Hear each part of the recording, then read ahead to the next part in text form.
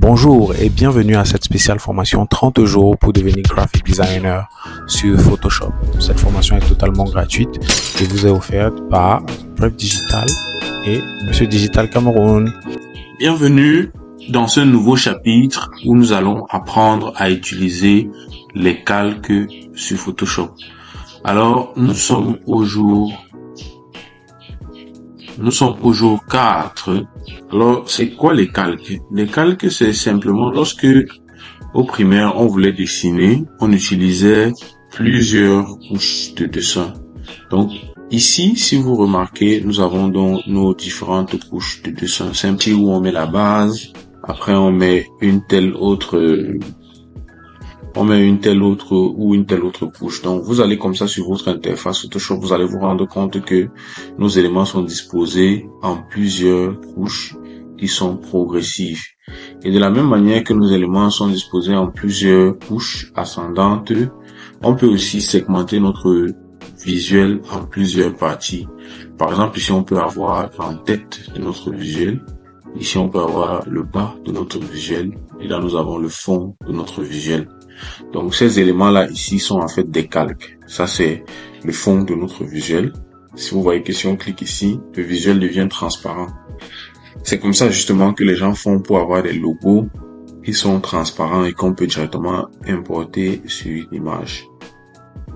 Ensuite, nous avons nos textes ici. Donc, ce qu'on va faire dans un premier temps, c'est qu'on va essayer de prendre tout ce qu'il y a ici en haut.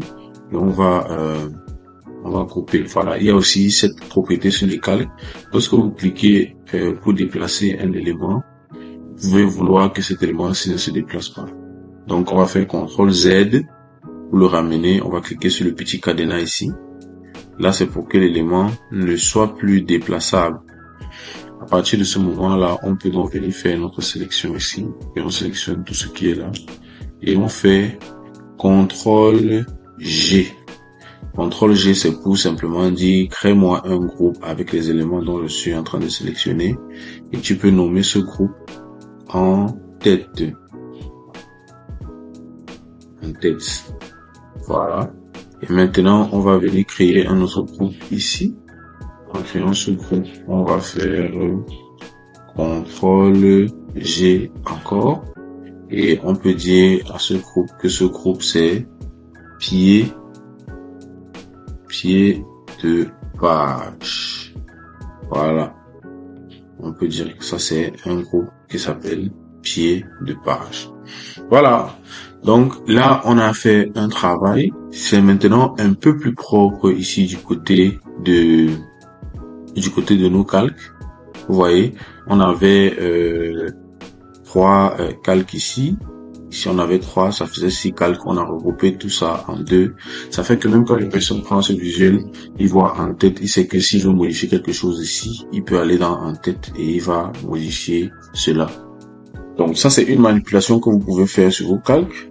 L'autre manipulation que vous pouvez faire sur vos calques, c'est de les regrouper ensemble. Je prends par exemple cet élément-ci, il est seul, celui-ci et celui-ci, ils sont seuls. Vous pouvez sélectionner les 3 en cliquant sur CTRL et en cliquant sur chaque élément progressivement et décider que OK, on va les lier comme ceci. Donc quand vous faites cette opération, vous avez mis un lien entre tous vos calques et lorsque vous allez vouloir déplacer un élément, ils vont se déplacer tous ensemble. Donc ça, c'est un élément qui peut être très important lorsque vous êtes sur un visuel de lier des éléments pour que quand on veut les déplacer, qu'ils se déplacent tous ensemble. L'autre chose, c'est que vous pouvez changer la couleur de votre groupe. Ici, vous venez ici sur FX. Et voici, par exemple, où on change la couleur. Vous venez dans couleur. Vous pouvez changer la couleur de vos éléments. Ici. Vous pouvez mettre ça avec le même bleu que l'entête là. Je pense que c'est là où c'était. Nous, c'était plutôt noir. On va utiliser ce bleu-ci. Voilà. Regardez, par exemple, j'ai décidé de donner à Monsieur Digital Cameroun une autre couleur. Je donne à Monsieur Digital Cameroun ici la couleur rouge, n'est-ce pas? Rien ne va se passer parce qu'il est dans un groupe de calques. Si je fais par exemple ça pour dire ok, j'annule l'option de couleur qui est sur le groupe pied de page. La couleur qui est sur Monsieur Digital Cameroun va venir. L'autre chose aussi, c'est que si au lieu de groupe de couleurs, je veux plutôt un dégradé, donc des couleurs progressives qui vont de ce vert à ce vert, je dois d'abord désactiver la couleur. Et là, lorsque je l'ai fait, j'appuie sur OK. Pardon, je n'étais pas au bon endroit. Je viens ici sur le groupe. OK. Maintenant, l'autre chose qu'on va faire, c'est d'essayer d'importer une image à notre flyer de travail du jour 4. N'oubliez pas à chaque fois d'enregistrer votre flyer de travail. On va l'enregistrer. On va créer un dossier jour 4. On va aller à l'intérieur du dossier jour 4 et on va enregistrer. Moi, c'est déjà l'image qu'on va utiliser. Pour importer une image sur votre fichier, vous venez ici à Fichier. Vous venez à Importer, Incorporer. Vous allez là où se trouve l'image. Ce sera probablement dans le téléchargement parce que je vais vous l'envoyer dans le Telegram. Vous importez votre image. Et voilà votre image. Et là, votre image. Je parle. Nous, on peut travailler d'abord rien que sur cette image avant de la laisser ici. Donc, ce qu'on va faire, c'est que on va d'abord dupliquer cette image-là pour qu'elle remplisse bien les différents calques. On va la dupliquer en 3, n'est-ce pas? Vous connaissez déjà la sélection multiple, donc on se clique là, on appuie CTRL, clique là, on appuie CTRL. Voilà, on maintient CTRL, cliquer en fait. On peut donc faire ceci. On diminue ça et on essaye de placer nos 3 éléments de sorte qu'ils soient placés de manière bien distincte. Voilà, c'est fait. Si on veut que notre alignement en fait soit un peu plus parfait, on va sélectionner les 3 en appuyant CTRL. En appuyant Alt cette fois-ci parce que sur les images on appuie Alt, mais sur les calques on appuie CTRL pour sélectionner. Et on va venir ici pour dire aligne-moi ces éléments de manière parfaite. Donc il va rééquilibrer les distances qu'il y a entre tout ça. Maintenant, si on veut qu'il soit aligné vers le bas, on va faire ça, qu'il ait un alignement par rapport à la base de l'image. Ça ne se voit pas bien parce que les images ont la même taille. Et si on veut qu'ils s'alignent tous à gauche, on va cliquer ici. Donc ils vont tous s'aligner à gauche. Si on veut qu'ils s'alignent tous à droite, comme ils sont déjà au même endroit, on fait d'abord faisant CTRL Z. Vous cliquez ici, tout ça va s'aligner à droite. CTRL Z encore. Ok. On a maintenant notre petit flyer avec 3 images. On va réduire encore un peu parce qu'on veut on va ajouter un peu de texte ici. Voilà, on va réduire un peu comme ça. Eh bien, parce qu'on a réduit ça comme ça, on peut donc venir choisir une image. Ce qu'on veut faire maintenant, c'est modifier juste une image. Mais l'image est différente des textes qu'on avait tout à l'heure. Vous voyez qu'il y a un petit icône ici. Ça, c'est pour dire en fait que l'image a été importée comme ce qu'on appelle objet dynamique. Et on va donc double-cliquer sur cette partie de l'image. Lorsqu'on double-clique sur cette partie de l'image, ça nous ouvre l'image seule en appart. Donc maintenant, notre image est ouverte de ce côté-ci, seule. Et on remarque qu'il n'y a plus ça. Ça veut dire que maintenant, c'est un peu comme si on travaille à la dure. Tout ce qu'on va appliquer là, ce sera pour de vrai, en fait. Ce sont ça comme ça. Donc, une chose qu'on peut faire, c'est déjà déverrouiller le calque. Là, il est verrouillé. Une fois qu'on l'a déverrouillé, on peut maintenant commencer à le manipuler. Pour bien manipuler un calque, souvent, on a besoin de le dupliquer. Donc, ce qu'on peut faire, c'est, pour dupliquer un calque, vous pouvez cliquer sur le calque, venir ici et placer à l'icône là où il y a plus. Vous voyez que quand je fais ça, ça varie, non? Ça change parce qu'on peut appliquer différents éléments, différentes différentes options, en fait, dans un calque. Donc, vous le placez ici, là, il y a plus, vous vérifiez que la couleur change bien et vous déposez. Ça va vous créer une copie du calque. Vous déposez. Voilà. Comme ça que ça se passe. L'autre chose, c'est que vous pouvez faire CTRL J au niveau du calque qui est là, que vous voulez dupliquer. Si je veux plutôt celui-ci, je fais CTRL J. Je vais le dupliquer. L'autre méthode, c'est que vous pouvez placer votre curseur ici et vous faites aussi CTRL J. Donc CTRL J, c'est copier-coller, mélanger en fait. Voilà, c'est un peu ça. Donc vous n'avez pas besoin de faire d'abord CTRL C et ensuite faire CTRL V sur Photoshop. Ça fait le même travail, mais plus rapidement. Ok. Une fois que ceci est fait, on se retrouve donc avec des calques, plusieurs calques. Donc ce qu'on va faire, c'est que on va fermer la visibilité de cela. Ça ne se voit pas parce qu'on n'a pas encore effectué des manipulations dessus. Et on va par exemple laisser celui-ci comme il est. On va d'ailleurs même le verrouiller. On va prendre ce premier calque. On va venir ici dans Images et on va choisir Ton automatique. On clique un peu dessus. Vous voyez que l'image a légèrement changé, n'est-ce pas? On va faire autre chose. On va venir sur cette autre image. On va l'ouvrir et on va venir toujours ici dans Images. On va choisir Contraste automatique. On va venir dans cette autre image. On va l'ouvrir. On va choisir Couleur automatique. Vous voyez qu'à chaque fois ça change légèrement. Ce sont des tout petits changements qu'on peut appliquer à l'image. On va venir ici. On va cliquer sur luminosité et contraste. On va un peu jouer avec ça. Vous voyez, pour chauffer ou bien refroidir l'image. Donc on parle de chauffer l'image quand ça tend plus vers des lumières claires. Refroidir quand ça part plus vers les lumières sombres. On va jouer avec le contraste. Voilà. Se voit bien ici. On va cliquer sur OK. Vous pouvez zoomer en appuyant CTRL et en roulant votre molette pour bien voir ce que vous êtes en train de faire. On va ouvrir l'autre niveau. On va toujours aller dans Images. On va aller dans Réglages. Et on peut aller vers... quoi encore ici? Oui, allons même vers les tonalités ici, tonalité et saturation, voilà.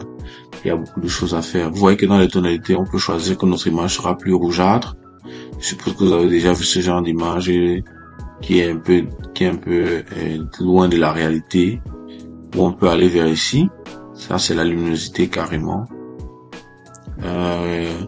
L'autre chose, c'est qu'on peut aller vers les gris. En allant par ici, là. Vous voyez? Ça donne cet effet de noir sur blanc, mais on peut charger le noir sur blanc en venant manipuler toujours soit les blancs, soit les noirs. On peut décider de travailler ça aussi. Ok. Ce dernier calque, peut-être on n'en a pas besoin, on va simplement le supprimer. Donc vous pouvez donc voir ici que vos calques sont là, ils ont été manipulés avec succès. Vous voyez? Ici, là, il n'y a pas beaucoup de changements, on peut les supprimer. Voilà, vous avez donc vos différents calques. Ok. L'autre chose qu'on peut faire sur les calques, c'est juste mettre un devant l'autre, l'autre derrière l'autre. C'est souvent très utile. Vous voyez un peu. Et on peut aussi donner des options au calque. Par exemple, ceci veut dire que le calque s'y interagit avec l'autre aussi de manière normale. En d'autres termes, ça le cache. Ou bien ça agit selon la propriété qu'on met ici. Ça veut dire que si on diminue l'opacité, les deux vont avoir une sorte de blend, n'est-ce pas? Mais si on remet l'opacité et on dit, bon, au lieu d'être normal, va plutôt me chercher l'un des paramètres qu'il y a ici. On peut prendre lumière diffuse. Vous voyez que ça nous fait une lumière. Ceux qui ont fait un peu de photographie savent que ça va faire une lumière diffuse avec le calque ça va faire une multiplication. Vous voyez? Supposons que je mette multiplication sur ce calque-ci. Je prends plutôt l'élément-ci. Vous allez voir que ça va changer. Je prends celui-ci, ça va changer également. Je l'enlève complètement. Il n'y aura plus de réelle interaction avec l'autre. Ça va réagir normalement. Donc, ce que nous on veut, c'est un petit effet qui va montrer que la photo a réellement été modifiée, mais on va pas le faire ici, ok?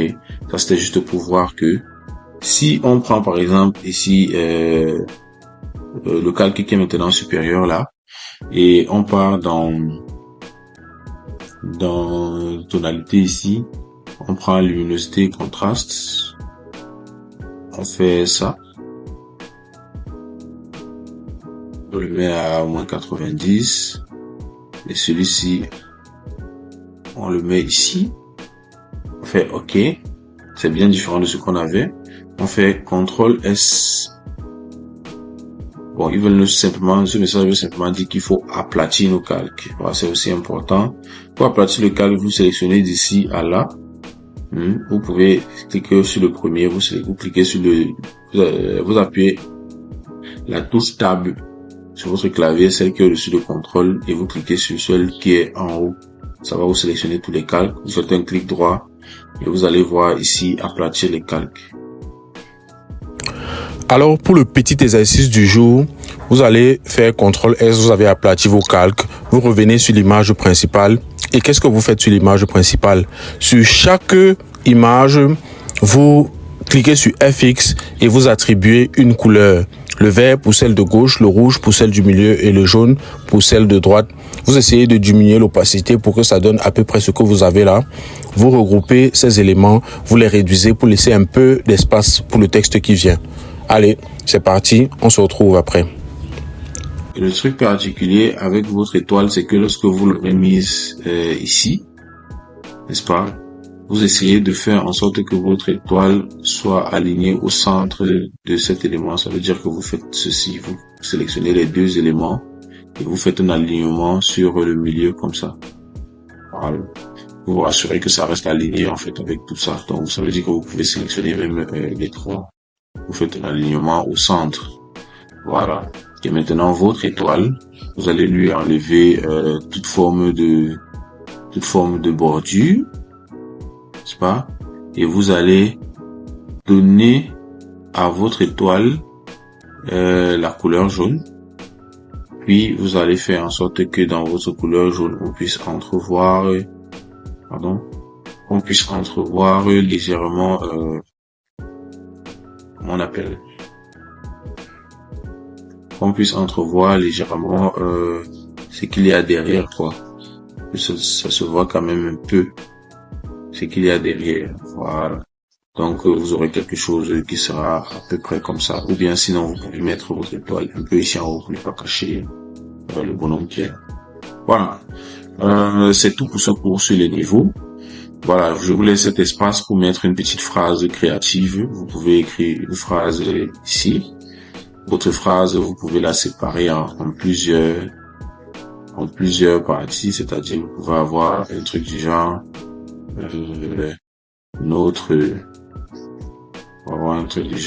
notre beau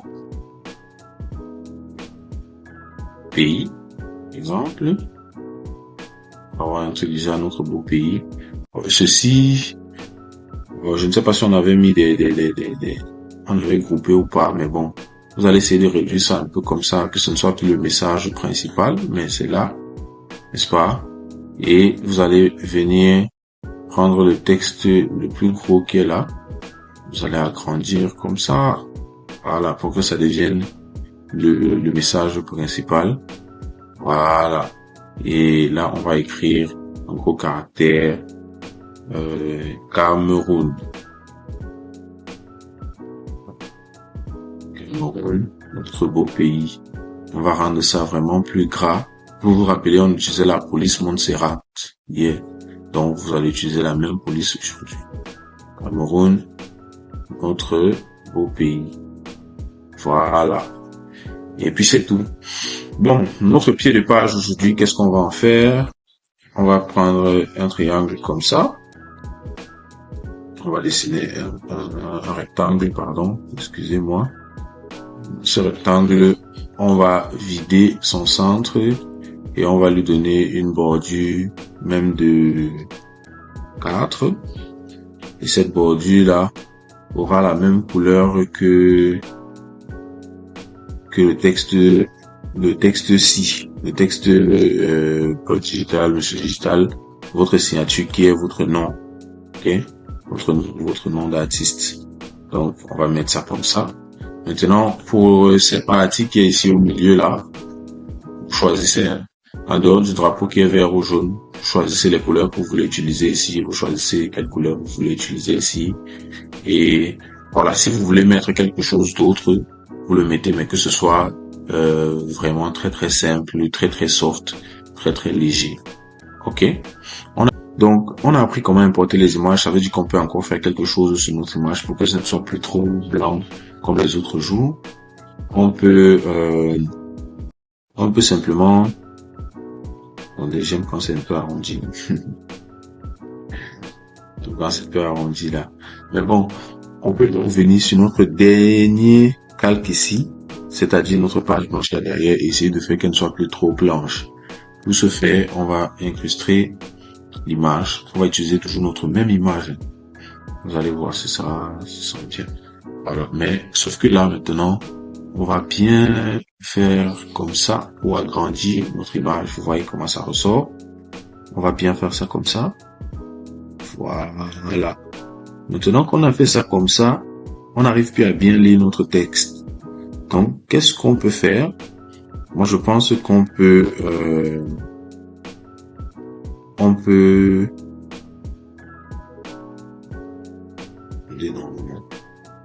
Je pense qu'on peut, voilà, vous mettez comme ça.